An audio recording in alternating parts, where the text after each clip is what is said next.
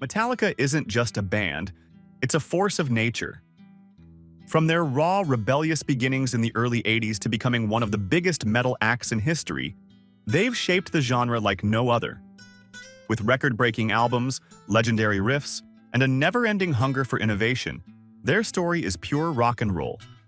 Ready for some mind-blowing facts? Let's dive in. A humble beginning.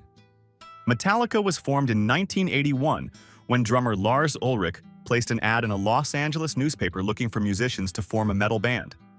Guitarist James Hetfield responded, and the rest is history. They started by playing small gigs and even recorded their first songs in a garage, a bus crash that changed everything. In 1986, during a European tour, Metallica's tour bus skidded on an icy road in Sweden, resulting in the tragic death of bassist Cliff Burton. He was only 24 years old. His passing deeply affected the band and forced them to reconsider their future. The longest Metallica song. The longest Metallica song to date is Innamorata from their 2023 album 72 Seasons, clocking in at 11 minutes and 10 seconds.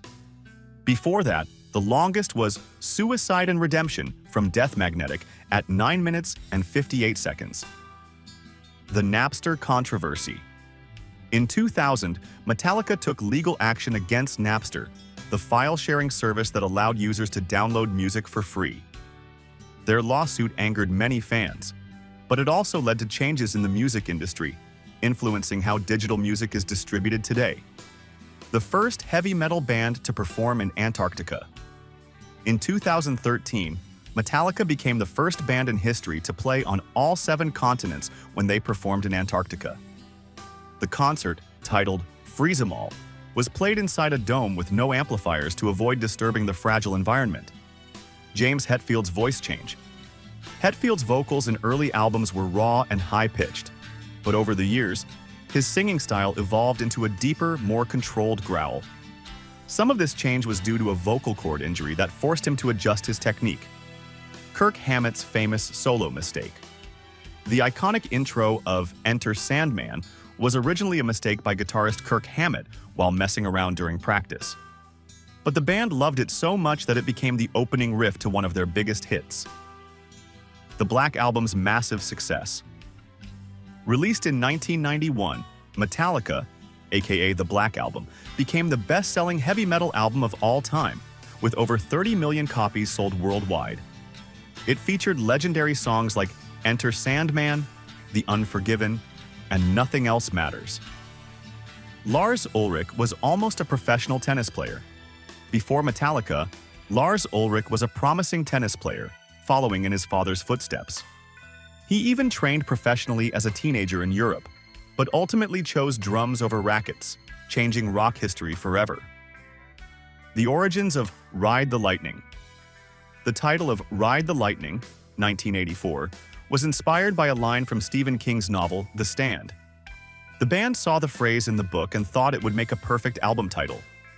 Trujillo's $1 million signing bonus. When bassist Robert Trujillo joined Metallica in 2003, he was given a $1 million advance as a welcoming bonus. It was an unprecedented move in rock, proving how much the band valued their new member. A temporary split. During the recording of Saint Anger in 2001, Metallica almost broke up due to tensions between band members. The Some Kind of Monster documentary captured their struggles, therapy sessions, and eventual reconciliation. Lars Ulrich's art collection. Besides music, Lars Ulrich is a passionate art collector. He has a collection worth millions, including works by Jean-Michel Basquiat. In 2008, he sold one Basquiat painting for $13.5 million. Like the story? Subscribe and hit the like button to help me promote this video. The Snake Pit tradition. Metallica concerts often feature a snake pit, a special fan-only section in the middle of the stage. This allows die-hard fans to experience the show up close and personal, surrounded by the band performing around them. The Metallica Monopoly game. Metallica has their own edition of Monopoly, featuring album-themed properties and custom game pieces like the Lady Justice statue and the electric chair from Ride the Lightning. Nothing Else Matters was almost never released.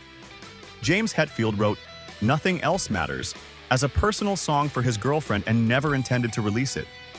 However, the band convinced him to include it on the Black Album, and it became one of their biggest ballads. Metallica's symphonic side. Metallica's collaboration with the San Francisco Symphony Orchestra on the S&M album, 1999, was groundbreaking. The fusion of classical instruments with heavy metal was unexpected, but turned out to be one of their most celebrated projects.